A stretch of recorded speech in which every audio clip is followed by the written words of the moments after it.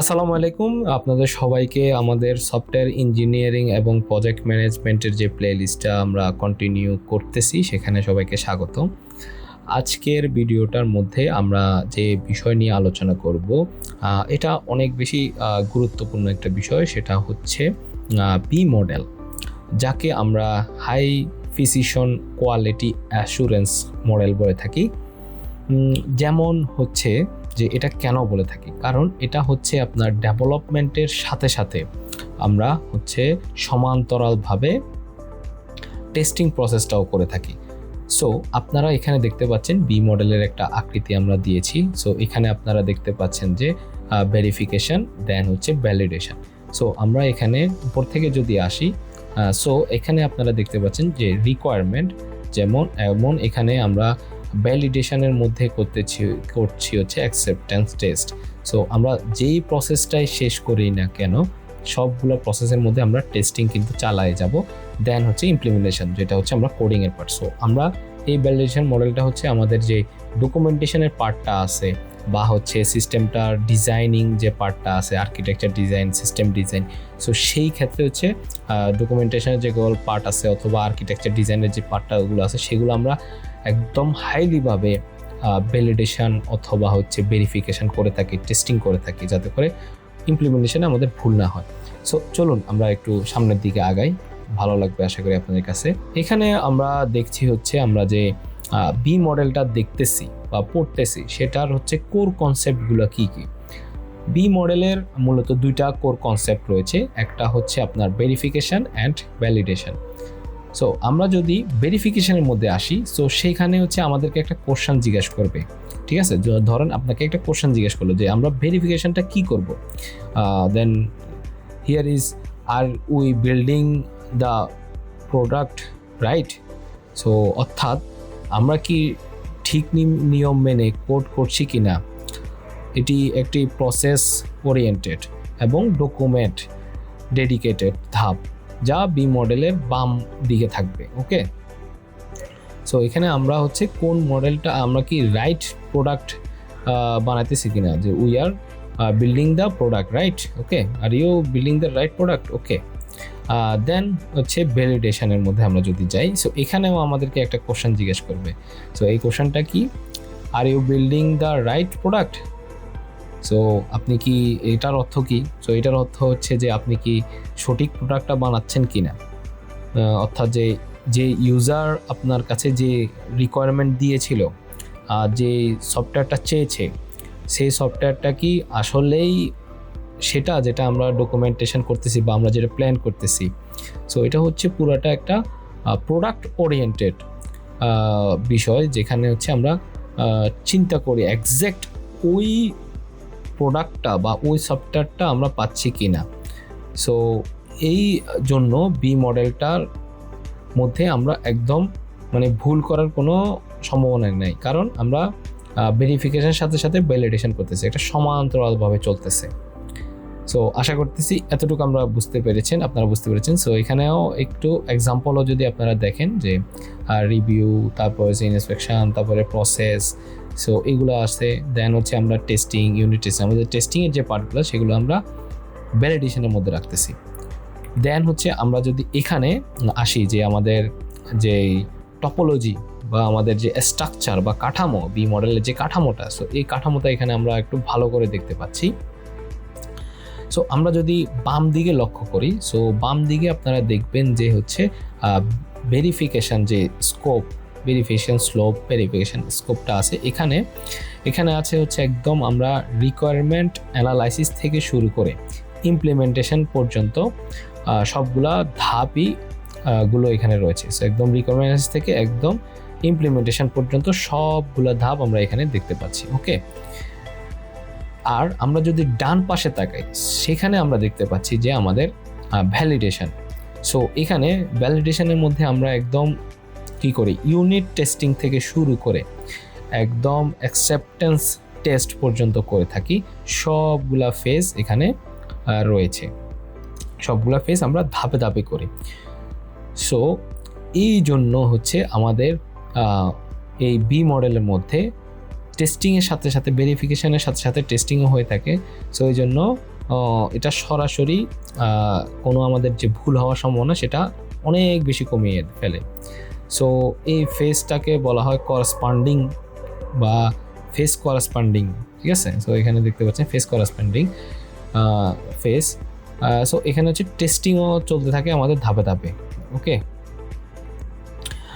দেন হচ্ছে আমরা যদি একটা কেস স্টাডি নিয়ে আলোচনা করি, আমরা আমাদের এই প্লে লিস্টের মধ্যে জেনটেক একাডেমির একটা হচ্ছে এডুটেক একটা প্ল্যাটফর্ম, সেটা নিয়ে আলোচনা করতেছি। আপনারা আগের ভিডিওগুলো যদি দেখে থাকেন তাহলে বুঝতে পারবেন যে আমরা একটা কন্টিনিউয়াস প্রসেসে একটা সিস্টেম নিয়ে কাজ করছি উদাহরণ হিসাবে, সো যাতে করে আপনারা সহজে বুঝতে পারেন।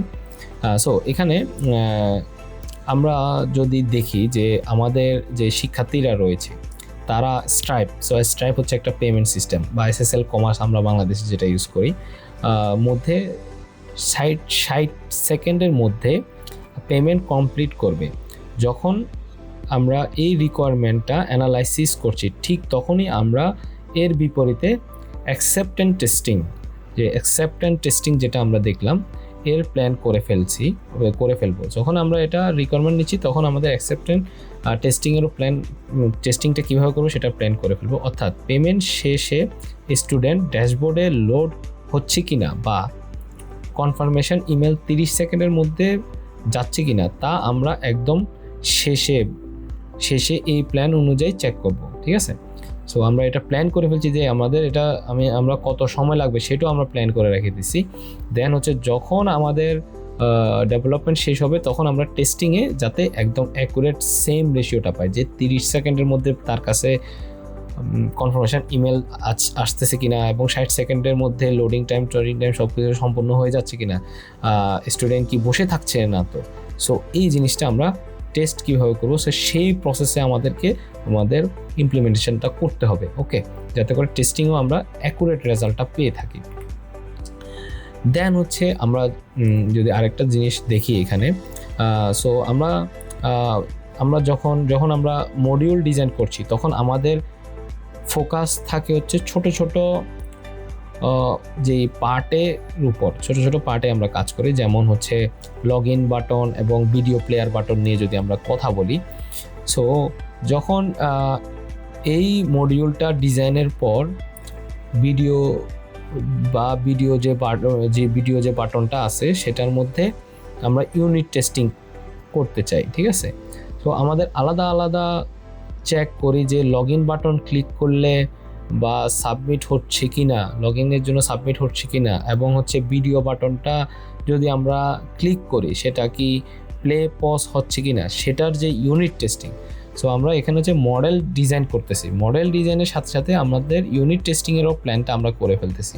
সো এখানে দেখতে পাচ্ছেন যে ভিডিও প্লেয়ার, দেন হচ্ছে ভিডিও প্লেয়ার টেস্ট, দেন হচ্ছে পেমেন্ট ফ্রম টেস্ট। সো এখানে আপনারা কি বুঝতে পারছেন যে আমাদের মডেলগুলো যখন আমরা ডিজাইন করতেছি তখনই আমরা টেস্টিংয়ের জন্য প্ল্যানিংটাও সাজিয়ে ফেলতেছি, যে আমার এই সময়ের মধ্যে আমাকে এটার আউটপুট আমাকে দেখতে হবে বা এই আউটপুটটা আমি দেখতে চাই। সো সেই প্ল্যানিংটা আমরা করে ফেলে হচ্ছে বি মডেলের মধ্যে।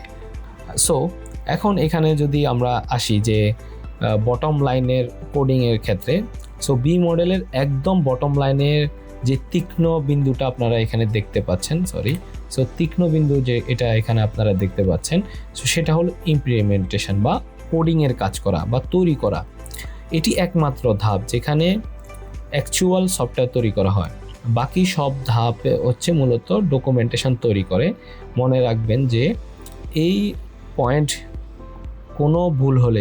যদি কোনো ভুল হয় তাহলে কিন্তু আমাদেরকে বড় একটা খরচের দ্বার প্রান্তে আমরা চলে যাব। কারণটা হচ্ছে যে ভুলটি যদি ডান দিকের প্রতিটি টেস্টের মডেলে কে এফেক্ট করবে। যদি কোনো একটা ভুল হয় তাহলে সেটা আমাদের যে ডান দিকের মডেলগুলো আছে সেইখানে প্রত্যেকটা লেভেলে আমরা আটকা খাবো যদি আমরা ইমপ্লিমেন্টেশনে ভুলটা করি।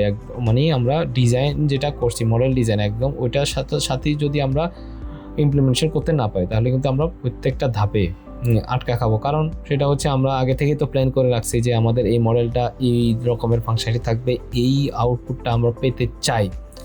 সো ওইটা যদি না হয় আমরা কিন্তু এখানে প্রতিটা স্টেপে আমরা আটকা খাবো। ধরেন একবার ইউনিট টেস্টিংয়ে খেলাম, একটা সিস্টেম ডিজাইনে খেলাম, এরপরে আরেকটা হচ্ছে ধরেন নেটওয়ার্কিংয়ে খেলাম, লোড টাইমে খেলাম। সো এই সবগুলা স্টেপে আমরা কিন্তু একটা ধরা খাওয়ার সম্ভাবনা আছে। সো এটা ধরা খাইলে আমাদের জিনিসটা যাতে আরও বেশি ভালো হয়। সো এখন আমরা যদি একটু কম্পারিজন অ্যানালাইসিস করি তাহলে আপনার জন্য আরও ভালো হয়। সো ওয়াটারফল মডেলের সাথে এর পার্থক্যটা কি? ওয়াটারফলের মধ্যে আমরা টেস্টিং শুরু করি হচ্ছে একদম প্রজেক্টটা শেষ হওয়ার পরে, কিন্তু বি মডেলের সবচেয়ে বড় সুবিধা হলো এখানে টেস্টিং প্ল্যান শুরু করে মডেল ডেভেলপমেন্টের সাথে সাথে। সো এটি সেফটি অনেক বাড়িয়ে দেয়। এই সকল এটা কোন ধরেন আপনার চিন্তা হতে পারে যে এটা কোন কোন প্রজেক্টের মধ্যে ইউজ করা যেতে পারে। সো যে সকল প্রজেক্ট আছে যেগুলো সেফটি এবং আউটপুটটা অনেক বেশি গুরুত্বপূর্ণ, একদম অ্যাকুরেট হতে হবে আউটপুট, সেই সকল জায়গায় আমরা এটা ইউজ করে থাকি বি মডেলটা। যেমন হতে পারে হচ্ছে আমাদের যে মেডিকেল সেক্টরে যে সকল অ্যাপ্লিকেশানগুলো আছে, তারপরে হচ্ছে অ্যারোস্পেসের যে সকল বা ওই অ্যারোনটিক্যাল যে সকল বা প্লেন ট্রেনের যে সফটওয়্যারগুলো আছে সেগুলা। কারণ এগুলোর মধ্যে যদি আপনার একটা পয়েন্টেও যদি ভুল হয় তাহলে হচ্ছে আপনি শেষ। কারণ প্লেনের মধ্যে গেছেন, আপনার এখানে বায়ু চাপ কত আছে সেটা আপনার সফটওয়্যারে যদি কম দেখায় বা বেশি দেখায়, বা হচ্ছে ডানে বামে অটো পাইলটের ওইখানে যদি সমস্যা হয় তাহলে এটা কিন্তু মারাত্মক একটা ডিজাস্টার হবে।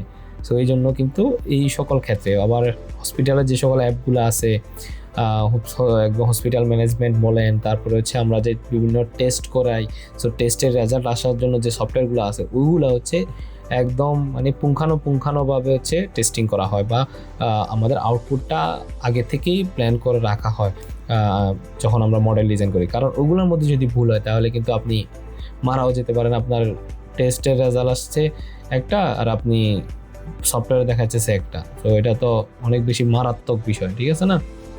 আশা করি এই জিনিসটা বুঝতে পেরেছেন। আর হচ্ছে আমাদের যে প্ল্যাটফর্ম যেটা আছে অ্যাপটেক প্ল্যাটফর্ম, সেটার জন্য তো আমরা এমনিতেই গতানুগতিক ইউজ করে আমরা দেখতেছি।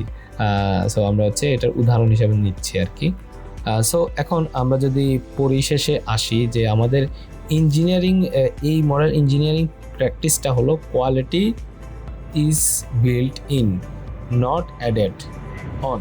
সো বি মডেল নিশ্চিত করে যে কোন ধাপে আমরা হচ্ছে যে ব্লাইন্ডভাবে আমরা কোনো কাজ করব না, ব্লাইন্ড রিস্ক যাতে না থাকে। সো বি মডেলটা হচ্ছে এই জিনিসটাকে এনশিওর করে।